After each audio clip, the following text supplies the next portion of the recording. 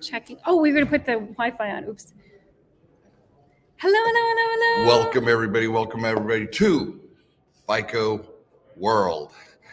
This is the Jennifer and Merrill show, and we're coming to you live from FICO World 2023. This is the annual every 18 months we have a FICO World event where Get Fundable is the only borrower-facing entity that is invited to this lender conference about how FICO is actually going to move the needle in all lender underwriting, automatic underwriting, all the tips, tricks, and things that lenders need to do to protect their money, right? This is the conference right now. Right now, we're live and in color, and we bring those directly to you so that you stay up to date on everything that's happening inside of FICO. So Merrill, let's talk a little bit about this. Is really interesting because, there's been so much talk about banks failing, and it is really top of mind of what's happening. And of course, you hear the United States is about to, not do so well with their credit as well. So many people are very interested. Yeah.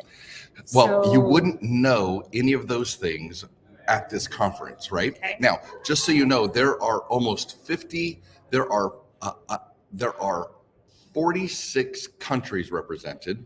Wow. And there are over 600 companies represented, and there are over I believe it's over 6,000 people are here at FICO World. All of them underwriting groups, the C-suite groups from all the banks worldwide, right? And so the topic of conversation is there was one in one keynote they were addressing banks and bank failures, but the perspective, as we've talked about in the past, the perspective is from an M&A, which means if an internal banking and lending decisions have been a little less than, if it's not intelligence, like as in intelligent heroes, the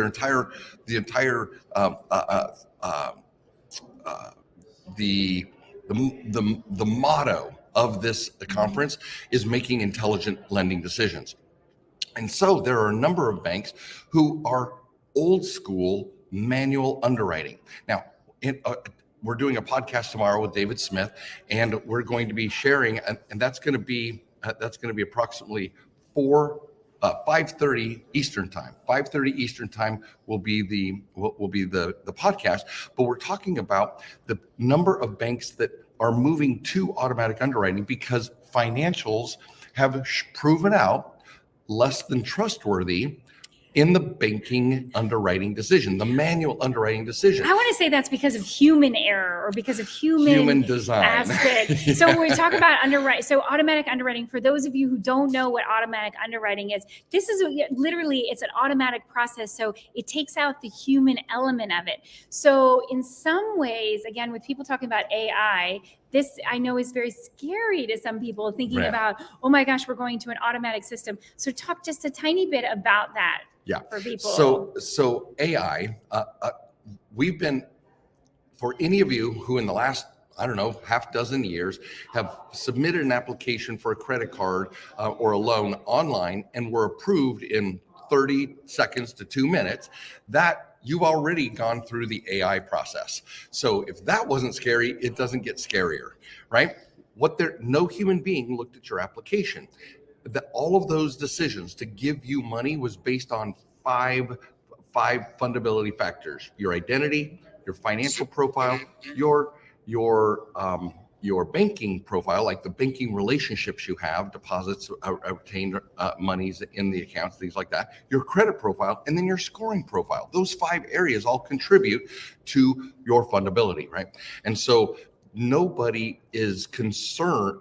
So automatic underwriting reviews all of those in about, at least if you were to believe the advertising over here in the kiosk, 0.67 milliseconds is the Super decision. fast. It's like a snap. 60, Like a snap.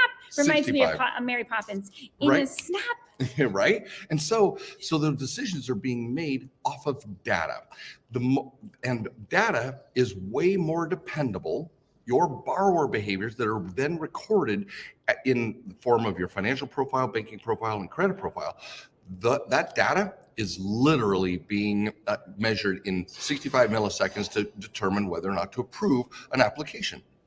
If you're approved, then the next step is they watch your borrower behaviors and how you treat that money and deposit, charging it up, paying it down, charging it up, paying it down. All of those, there's 40 borrower behaviors that are measured. Some of you have even gotten a letter from the bank saying, congratulations, here's another $1,000, free money, no inquiry, no income verification, no financials, no nothing, because your borrower behaviors are trustworthy. That's what FICO, when they say intelligent lending, that's what FICO is all about. That's what their software platform delivers to lenders, and therefore you get to experience. And so now to the point of banking failures. Banking failures, there is no fear here at FICO World about a banking collapse, right? Because the vast majority of the individuals here, the big banks, the top 40 banks in the United States and the top 5 to 10 banks in the different countries or regions, right? South America, Central America, Europe, Middle East, those banks are all using FICO decisioning software. That's what this whole conclave is about. And that FICO decisioning protects the lenders from giving out bad loans. The people who are the banks that might fail are ones that are doing manual underwriting, and some of that documentation may be less than trustworthy ultimately. And I hate to say that, most of us think that the automatic underwriting would be a bad thing. And yet it seems like it is the thing that, again, it's based on statistics. It's based on these particular characteristics, which if you don't know what they are, you need to know. You need to go to, we have the entire process documented for you to be able at getfundablejennifer.com. We have a master course that teaches from A to Z of exactly how you can shape your personal and your business profile to get the highest approvals and more frequent approvals for building your business, building your real estate portfolio, using credit lines and loans to expand your dreams. That is, so we're the only non-lender here at FICO World. We're the borrower-facing entity. And I just got out of a meeting with a FICO score representative and David Smith, who's the SBSS Small Business Originations lead. We are talking about what are the trends in small business lending and how we can train you, our tribe, our borrowers, in order to succeed in small business borrowing. And so what do you think the prediction is? That some of the banks are going to consolidate? Do you think that it's going to get harder? Do you think there's going to be more characteristics they're measuring? So far 40 has been the number over the last few years. I don't see any changes in the wind there. But there are, other than the M&A conversation about acquiring some of the First Republic, some of these that have been majorly, they've been bastions of manual underwriting. If it's bad underwriting and untrustworthy documents have been submitted, and I'm not saying everybody's cheating anybody, I'm just saying that the borrower behaviors, automatic underwriting is near bulletproof. Some of these banks, when their reserves start collapsing, right, they don't have the means to extend new credit. And if they can't extend new credit, they can't capitalize on new swipes. If you've been listening to us ever, banks make money two ways in the consumer credit market: swipes of your credit card and interest. They're not able to expand their markets, and so it just starts folding in on itself. But FICO talks about M&A, mergers and acquisitions, and guess who's buying up these smaller banks? The Chases, the B of A's, the Wells of the world. They're the ones who are actually, and these guys do use automatic underwriting. They do want to create resilient loan portfolios, credit portfolios, so that they can continue to expand their lending opportunities in the marketplace, even in credit restrictions.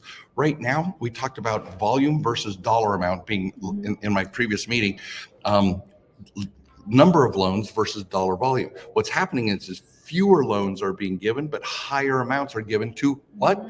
Fundable borrowers. So if you're a fundable borrower, the amounts of the approvals are increasing because they don't have as many fundable borrowers in these circumstances, in these conditions. They don't have as many fundable borrowers available to lend to. So guess what? Our students, our tribe, our clients all win big. You're fundable. And that's why they dedicate resources, meetings. People are spending, the high-powered individuals in FICO are spending time coaching me on how to coach you. And so it's always amazing every year to come to FICO World. I'm telling you that if this is the Mount Olympus of the credit and funding gods, I'm sitting at the table just soaking it in, loving this stuff. And really, it's helping people understand what are those different things that they can do, because now they can be at cause over their business. If they want to borrow money for business, if you want your, whether you're borrowing money for a home, but being able to understand that and have insights, and also just understanding the future of where we're going and not being afraid. Don't be fear-based. Yeah, seriously, there is so much optimism here, because the best time, I'm telling you guys right now, the best time to acquire your loans and credit lines, interest rates are higher, but the best time to become fundable is during these high pressure points, because when the credit markets start to expand, you will be ready to start taking down. This is prime plus 1% credit lines and business loans from top tier banks. This is not hard money. This is not expensive money. This is private money. This is Wells Fargo giving you a $100,000 business line of credit, prime plus 1. When prime goes down, so do your rates, because if they're variable, they go up and down with the markets. So now is the time to get them. And then you can ride the wave to lower interest rates over time.